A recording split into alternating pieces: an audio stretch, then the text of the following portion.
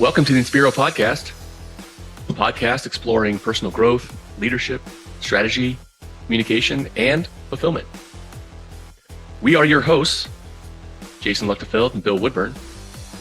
I'm here as a dentist, transitioning into a career to help facilitate individuals and their organizations towards a more fulfilling future. Hi there, I'm Bill Woodburn, and I'm a licensed professional counselor and licensed marriage and family therapist in Austin, Texas. I'm fascinated by the way people come together to solve problems, whether that's couples or families, dental practices, or organizations.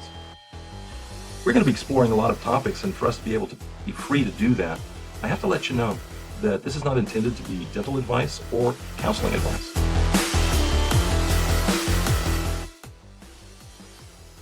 Moving into losing the future with that person or thing or pet. I think this relates. So one thing I experienced was the day after I no longer had to take care of that dog. And it had gotten to a point where there was a lot of care required to, help him outside, to go on these walks that were super, super slow. And is he okay? Is he stumbling? Like, careful on stairs. And so that level of attention several times a day, every day, even for a dog, was something that I noticed was gone. And initially it was a loss. It was, my care for this thing is no longer needed. And so it actually made me think about my mom. So I lost my grandparents a couple of years ago, which was very difficult for my mom. It was her parents. Right. And so it immediately made me think of her and how much caretaking she was doing that she likely got some value from. Yes. That was now gone.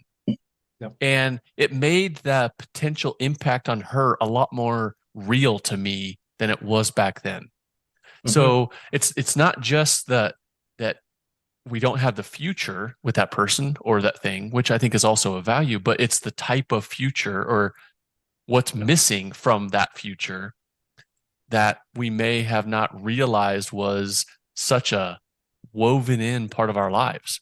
Sure. And we stumble across it.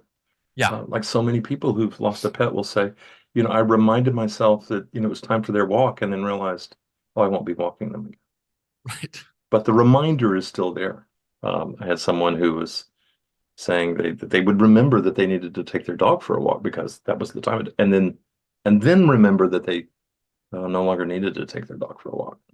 And there was that little moment of their life readjusting itself, but there was a little bit of pain in that readjustment. It's like, I used to do this, now I do that, and the reason is a little painful. Yeah.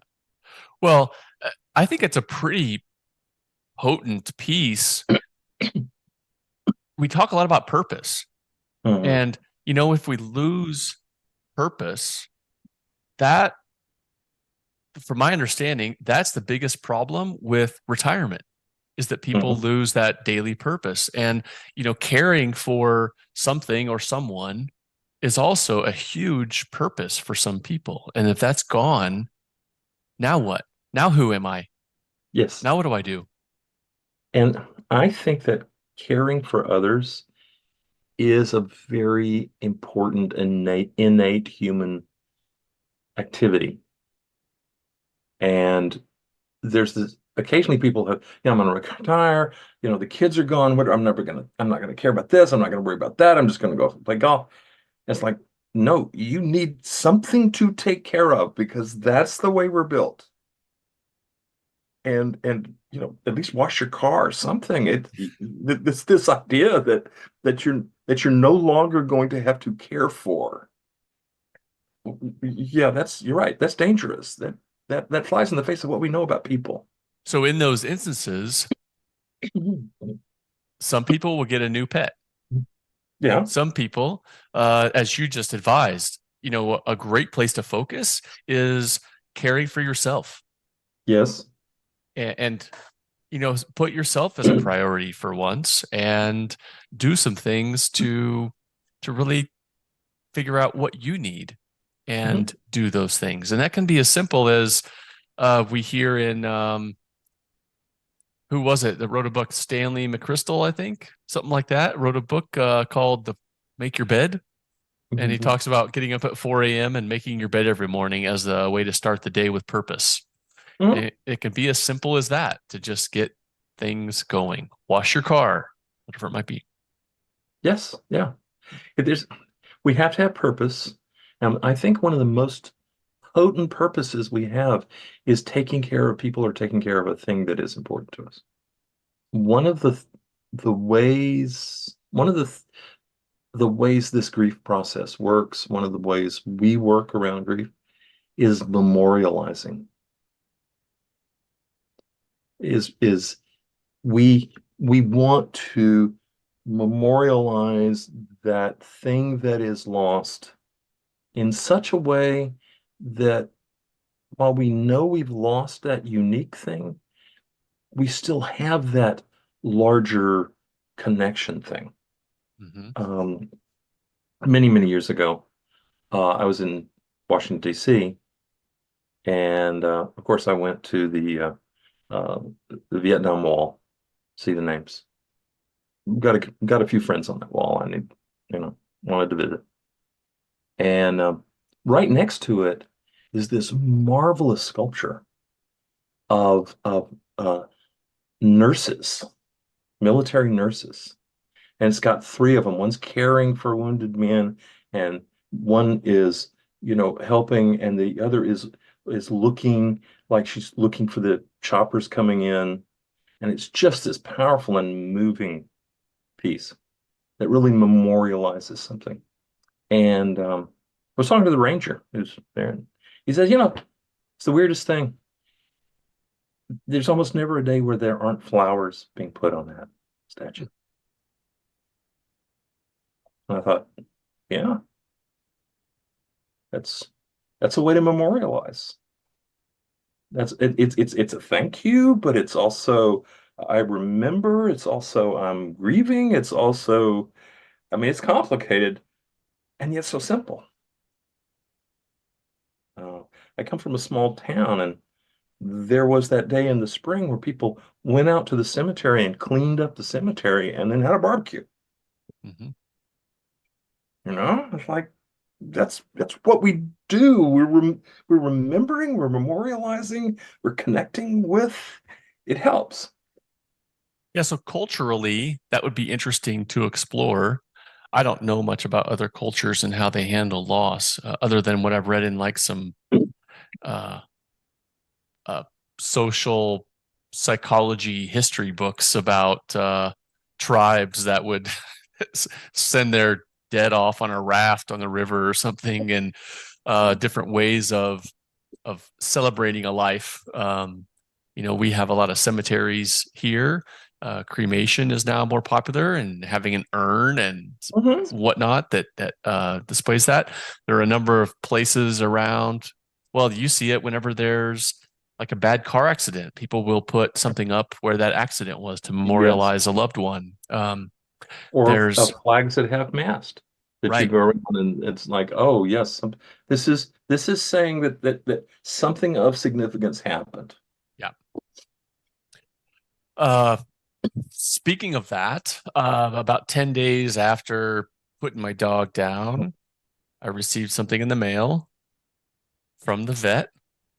They had taken a print of his paw Oh, on paper and his nose. And so I have these oh. two pieces of paper with a little card that everybody at the vet Mm. signed saying, thinking of you, here are these things. And so that was a really nice, surprising memorial to get Yeah, of him. I I think we could learn a lot about how to help people through grief from veterinarian's office when those really well run, that give you some privacy and help you make it meaningful. Yeah, yeah, it was nicely done. Uh, any experience with other cultures, especially being where you are in Texas? Um, Oh, absolutely. It's we have the Day of the Dead celebration here, which is big in Mexico, but is big in Texas. And sometimes people who are not used to it, that seems very ghoulish. I mean, there are all sorts of like skeletons and stuff. It's like, no, this is not a horror movie. This is about remembering people that have passed. Sometimes even long ago ancestors. It can be, you know, family members, and there is going, you know, going to the cemetery, and there is bringing food for the deceased, you know, or pouring out their favorite beer, or, you know, and everybody's like, that seems strange to me. Of course, I grew up here, but that does not seem strange. Uh, there is something to do about it, and I think one is memorial, and that's important, but the other, particularly death, that kind of loss, there's so little to do about it. We need something to do, to bury them, to put up a headstone, to go out to the cemetery, to bring food, to bring flowers. It's like, good, there's something I can do in the face of this thing where there's nothing I can do about it. I'd like there to be something I could do. I think that's an important piece. Yeah, that just having an action to undertake would be somewhat therapeutic. Yes. Yeah. And I used to, you know, when I was much younger, again, I grew up in a small town where manners were important. Civility, politeness, doing the right thing was very important. And I used to chafe against that. It's like, oh, come on, you know. No. Yeah, as I've gotten older, oh, I've realized what a wonderful instruction manual that was. That when somebody's elderly parent dies, and I maybe don't know them all that well, and what do? Oh, you get a condolence card, you send flowers, you write those phrases that everybody knows, but suddenly become important. It's like, oh, good. Oh, no, there's something for me to do to help here. I know what to do. I don't just have to make this up, because it's really complicated sometimes to support people who are going through the grief process. And so we have these well-recognized ways to do it. And I actually I've stopped resisting those. I think those are important and beneficial. Um, you know, to stop, and, you know, when you meet them and say, you know, I'm so sorry about your loss or whatever, and you can say, well, that's that cliche phrase. I don't know. I've been on the receiving end of that, and it's like, no, I appreciate that, and I've also been on the sending end of that, appreciating that I had something to say in a complex situation that I don't know what to say. Thanks again for listening in. Next episode, we'll have a bit on supporting others through loss. So check that out in a week or so.